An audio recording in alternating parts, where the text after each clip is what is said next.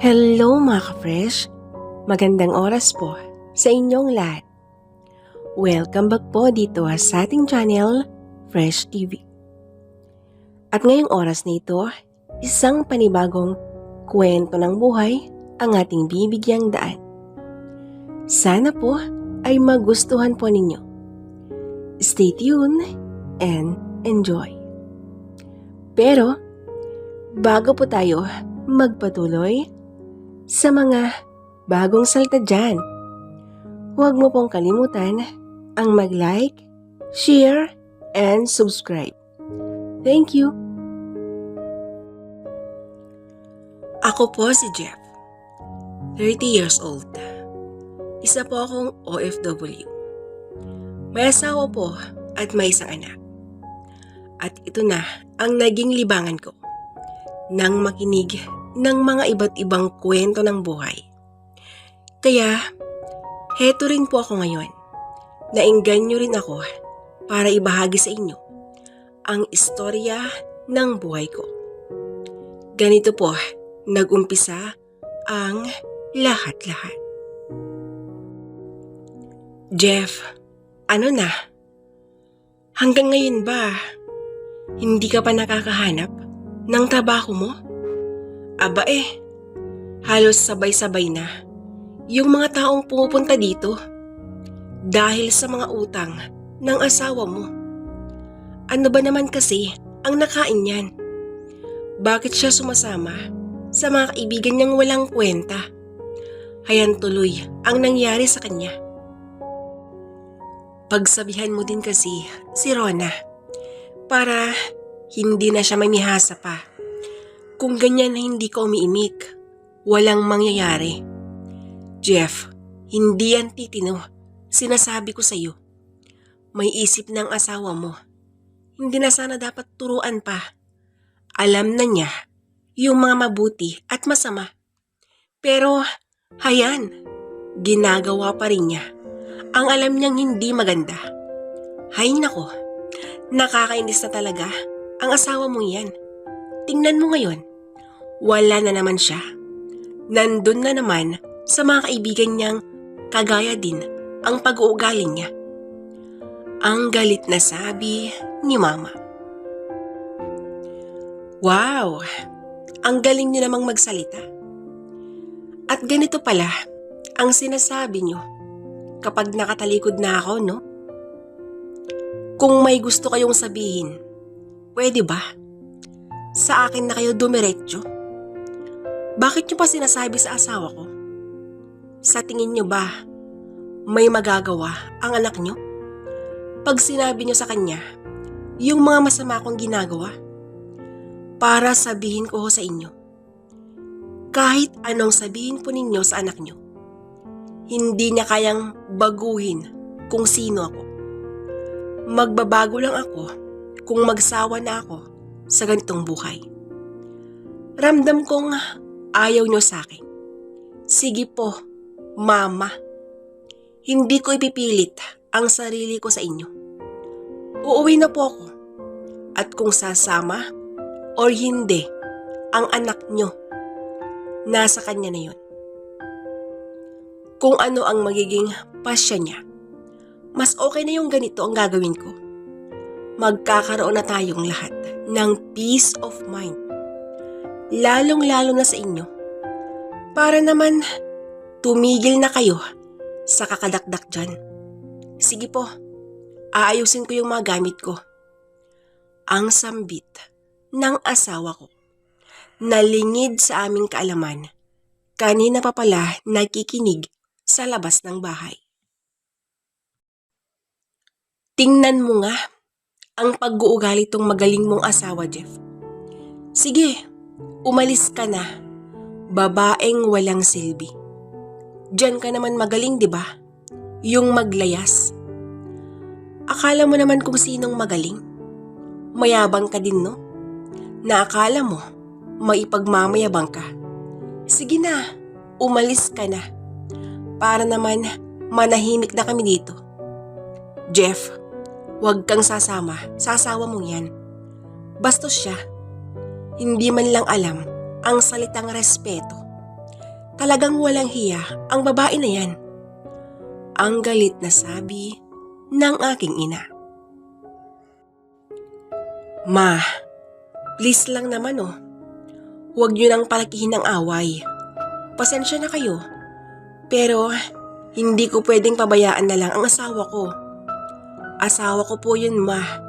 Sige po, susubukan ko siyang pigilan. Pero kung hindi ko kayang pigilan, sasama po ako sa kanya, ang wika ko. Sige, sumama ka. Nabulag ka na. Bulag ka na, Jeff. Hindi mo nakikita yung mga ginagawa ng asawa mo dahil sa pagmamahal na yan. Alam mo, hindi naman karapat dapat na ingatan at mahalin. Bahala ka, Jeff, kung ano ang gagawin mo. Basta, huwag na huwag niyong kakalimutan yung mga utang ng asawa mo. Ang turan ni Mama. Nung natapos nang magsalita si Mama, sinundan ko ang asawa ko sa aming kwarto. Rona, bakit ka nag-e-empake? Talaga bang aalis ka na? Saan ka pupunta? Hindi ka naman pwedeng umuwi. Dahil galit pa rin yung mga magulang mo. Rona, subukan mong intindihin ang aking ina. Hindi naman natin masisi ang aking ina dahil sa mga sinasabi niya. Totoo naman kasi lahat at naiintindihan ko naman siya kung bakit siya nagagalit ng ganun na lang. Ang hirap na nga lang kasi ng buhay natin. Ganyan ka pa. Magbago ka na kasi at susubukan ko kayong pag-ayusin ng nanay ko. Baka sakaling magkaayos pa kayo. Ang bigat lang kasi sa dibdib. Kung dumating na sa puntong mamili na ako sa inyong dalawa, ang wika ko. Jeff, kung sinundan mo lang ako dito, para lang mas lalong ipamukha sa akin ang mga pagkakamali ko at yung mga ginagawa kong hindi maganda. At halatang kinakampihan mo ang ina mo. Pwede ba?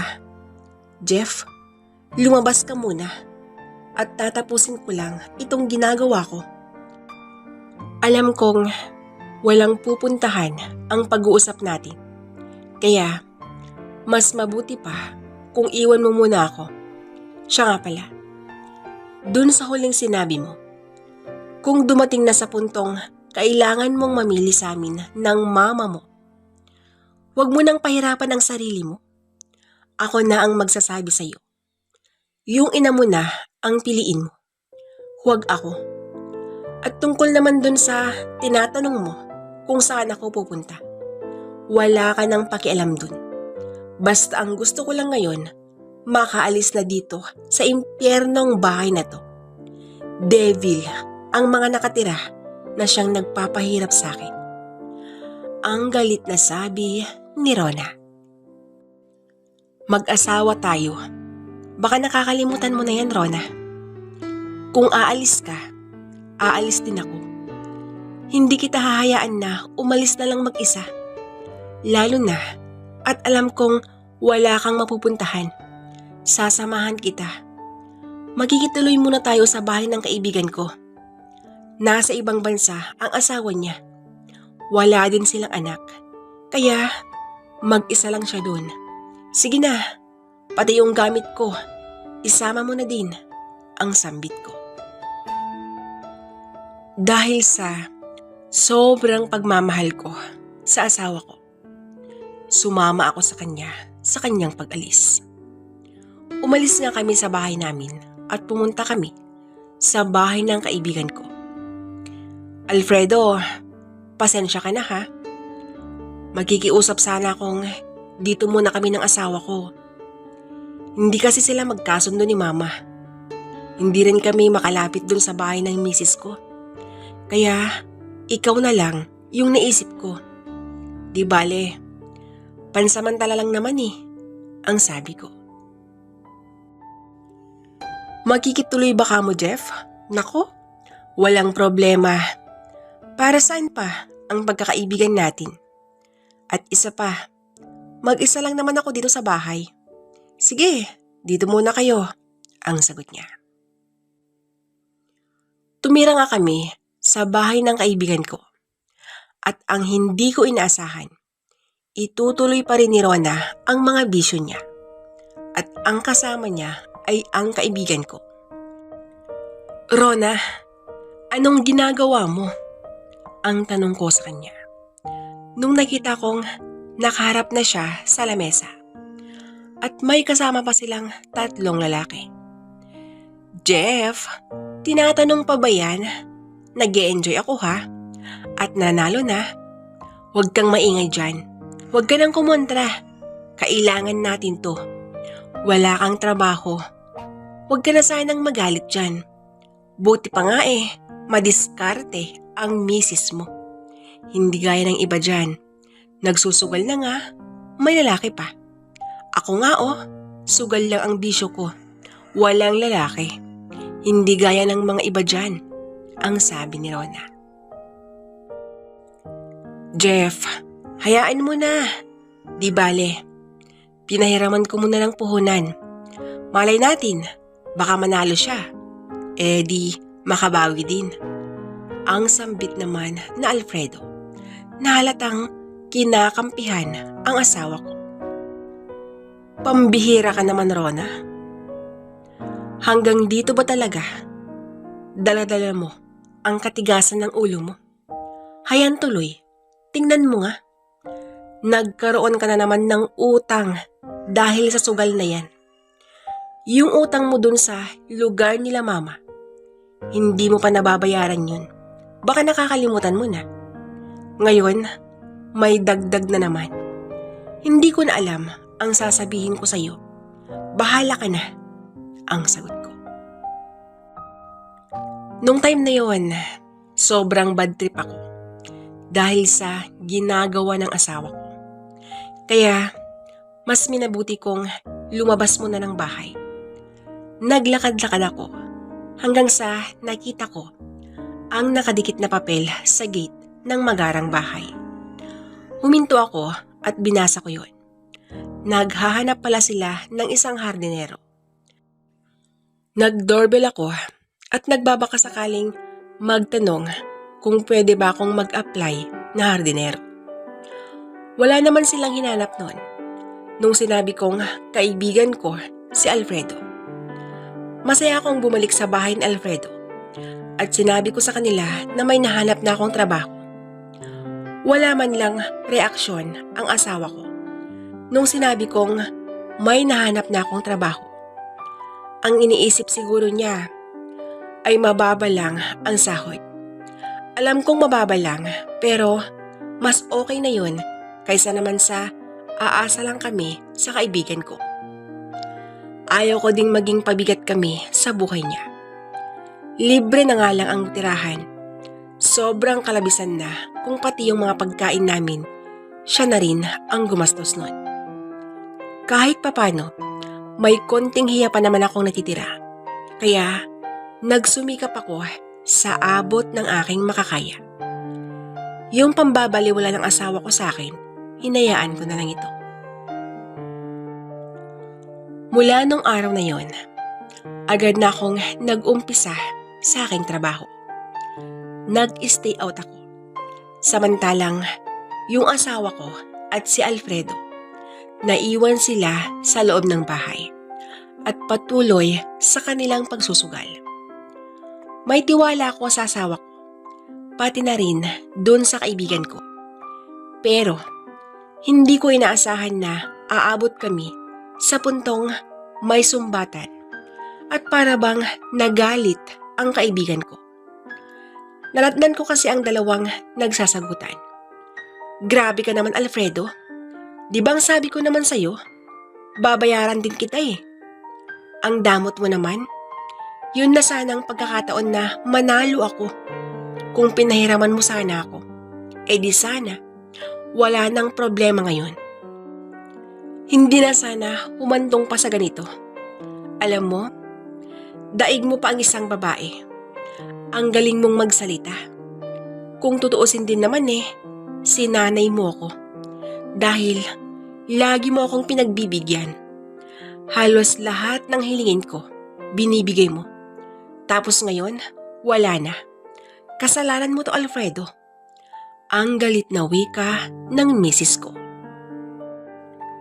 Hoy, Rona, pwede ba? Huwag mo akong sisihin sa galing mong magsugal. Kasalanan mo to dahil hinayaan mong maadik ka. Buti sana kung kaya mong tustusan ang bisyo mo. Wala namang problema dun eh. Pero kung hindi mo kaya at puro utang ang puhunan mo, kung ako sa'yo, magbago ka na. Tingnan mo ang asawa mo. Nagsusumikap siya. Hindi ka ba naawa sa kaibigan ko?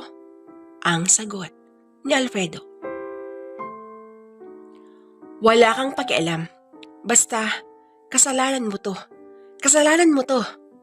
Ang wika ni Rona. Sandali nga lang. Makasingit nga. Matanong ko nga kayong dalawa. Ano bang pinag-aawayan ninyo? Kayo lang naman ang nandito ah. Bakit anong nangyari? Ang tanong ko sa kanila. Jeff, itong asawa mong magaling ang kausapin mo. Ang yabang eh. Akala mo kung sino. Mayabang na nga, makapal pang mukha. Nandito kasi kanina yung mga tropa natin. Nagyaya silang magsugal. Etong asawa mo naman, hayan, nagpabida. Humiram sa akin ng pera. Pinagbigyan ko. Nung naubos ang perang ibinigay ko, gusto niyang humirit na naman. Doon na ako nagalit. Hanggang sa umalis yung mga tropa. Dahil sa ugali nitong babae na to. Ang sambit ni Alfredo. Rona, Alfredo, paano niyo maayos ang away niyong dalawa? Kung pareho kayong galit, parehong mainit ang ulo, talagang sasabog kayong dalawa kung ganito. Ang mabuti pa, huwag muna kayong mag-usap. Magpalamig muna kayo. Pumunta ka muna sa kwarto mo, Alfredo. At kakausapin ko muna si Rona sa kwarto. Ang sambit ko. Nung mga sandaling yun, nakinig naman sila sa akin. Pumasok si Alfredo sa kwarto. At pumasok din kami ng asawa ko sa kwarto. Rona, bakit ganon yung inasal mo? Nakalimutan mo na yatang nandito ka sa bahay ni Alfredo. Paano kung nakaisip siya ng hindi maganda laban sa'yo? Sa tingin mo ba, may pagtatanggol pa kita? Alam mo naman na maghapon akong nasa trabaho. Rona, pwede ba? Tanggalin mo na kasi ang ma-pride mong ugali. Hindi yan makakatulong sa'yo. Lalo ka lang ilugmok ang pride na yan. Kaya, kung ako sa'yo, manahimik at makisama ka ang turan ko. Maya-maya pa ay may kumatok sa kwarto. Nasa kalagitnaan nun ng aming pag-uusap. Nung binuksan ko yun, si Alfredo ang nakatayo sa harapan ng pinto. May hawak itong alak. Jeff, nasaan ba si Rona? Gusto ko sanang makipag-ayos sa kanya. Heto oh, may alak ako dito. Mag-inuman tayo habang inaayos ang gusot. Ang sabi ni Alfredo. Game na game ako dyan. Tara na, inuman na. Ang sagot ng asawa ko na noon ay palabas na siya mula sa kwarto. Naka-mini skirt lang ito. At nakita kong iba yung titig ni Alfredo sa asawa ko. Hindi ko na siya tinanong nung nakita kong iba ang titig niya. Ayaw kong muling magkaroon na naman ng issue. Kaya pinaunlakan ko ang paanyaya ni Alfredo. Nag-inuman nga kami nun at habang nasa kalagitnaan ang aming pag-iinom, naalala na Alfredo ang pagtira namin sa bahay niya. At dito na niya sinabi na kailangan na daw niya ang bayad. Nagulat ako sa sinabi niyang yun at hindi ko agad nasagot ang sinabi niya. Jeff, kinakausap kita eh. Naririnig mo ba ako? Kailangan ko na yung bayad. Malapit na kasing magbakasyon ang asawa ko at wala akong ipon. Yung ibibigay mo na lang ang inaasahan ko, ang sambit nito.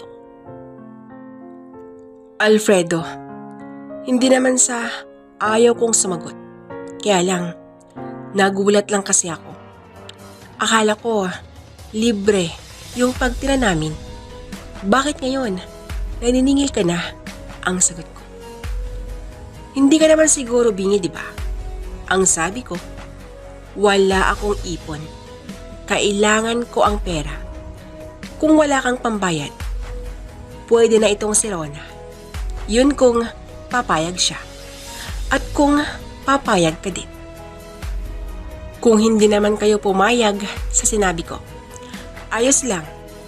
Basta, bukas na bukas din. Kailangan ko na yung pera ko. At kapag nabayaran nyo na, pwede na kayong umalis. Ang wika ni Alfredo. Yun ba ang gusto mo, Alfredo? Sige, para matapos na to. Gawin mo na ang gusto mo. Alam kong matagal ka nang may gusto sa akin. Sige na, angkinin mo na ako. At pagkatapos nito, bayad na kami sa'yo. Ang sagot ni Rona. Saglit lang, Rona. Nahihibang ka na ba? Bakit mo ibibigay ang katawan mo sa kanya? Hayaan mong dumiskarte ako.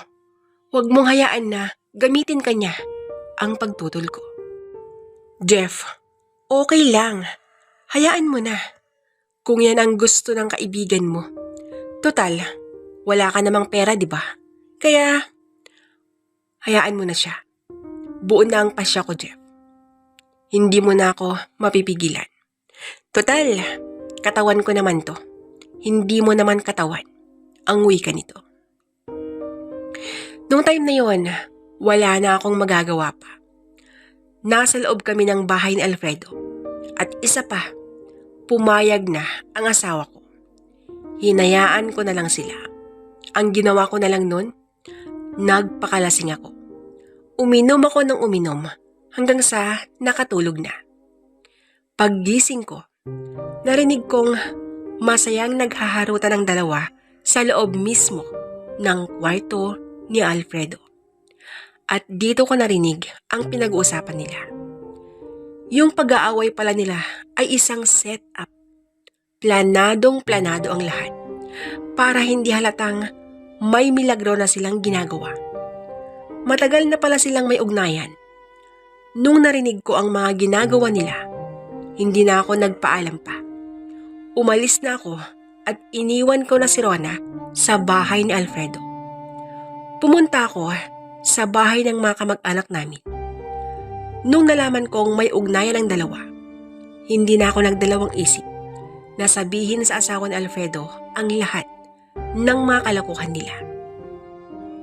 Nung nasabi ko sa asawa ni Alfredo ang ginagawa nilang kalokohan ng misis ko, sobrang galit na galit ang asawa ni Alfredo. At sinabi niyang tutulungan daw niya akong makamove on. Tutulungan niya akong makalimot sa mga nangyari. Kaya ang sabi niya, maghahanap daw siya ng trabaho sa bansang kinaroroonan niya. Nung una, hindi ko tinanggap ang trabahong sinasabi niya. Pero nung sinabi niyang kapalit daw yun ang pagsabi ko sa kanya, yung mga kalokohan ng asawa niya, parang yun na rin daw ang pasasalamat niya sa akin. Nakahanap na nga siya at driver ang naging trabaho ko. Dahil sa ginawa ni Alma na asawa noon ng kaibigan ko, unti-unting naging malapit kami. Kami yung palaging nag-uusap tungkol sa mga asawa namin. Hanggang sa natagpuan na lang namin ang aming mga sariling in love na pala sa isa't isa. Naging magkasintahan nga kami ni Alma. At nung okay na ang aming relasyon, umuwi si Alma sa Pilipinas. At dito na, nakipaghiwalay na siya ng personal kay Alfredo. Sinubukan pang ayusin Alfredo ang lahat, pero hindi na pumayag si Alma. Pagkalipas ng isang buwan, bumalik na nga si Alma dito sa bansang kinaroroonan ko. At ako naman yung inasikaso niya. Sa ngayon, nagsasama na kami sa isang bubong. Nandito kami sa open country, kaya nagagawa namin lahat yung mga gusto namin. Nung nagsama na nga kami, nagbunga ang pagmamahalan namin. Isang malusog at cute na batang lalaki ang unang anak namin. May plano na rin kaming umuwi dyan sa Pilas at aayusin namin ang aming pagpapakasal. Maraming pagsubok man ang dumating sa ating buhay. Ang mahalaga, patuloy lang tayong lumalaban. At huwag sumuko. Ito ang natutunan ko sa aking mga pagsubok. Yung mga naging asawa namin ni Alma, wala na kaming balita sa kanila. Kinalimutan na namin at pinatawad na rin namin sila dahil sa mga pagkakasala nila sa amin ni Alma. Move on na para mayroong peace of mind. Mahirap mabuhay pag may galit sa puso. Mas mabuti na yung ginawa namin. At least, hindi kami yung unang nagloko. Hanggang dito na lang po ang kwento ng buhay namin. Lubos na nagpapasalamat, Jeff. At yan po, mga ka-fresh, ang kwento ng buhay mula kay Jeff. Sana po ay nagustuhan po ninyo. Hanggang sa muli. Maraming salamat po sa inyong walang sawang pagkikinig. God bless us all!